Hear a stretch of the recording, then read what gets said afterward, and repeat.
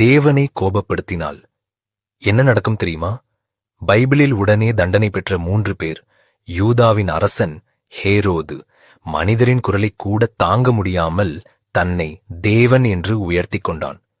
மக்கள், இது மனிதன் அல்ல, தேவன் பேசுகிறார் என்று கத்தினார்கள். ஆனால் அவன் அந்த மகிமையை தேவனுக்கு கொடுக்கவில்லை. அடுத்த நொடியிலே தேவ தூதன் அடித்தான்.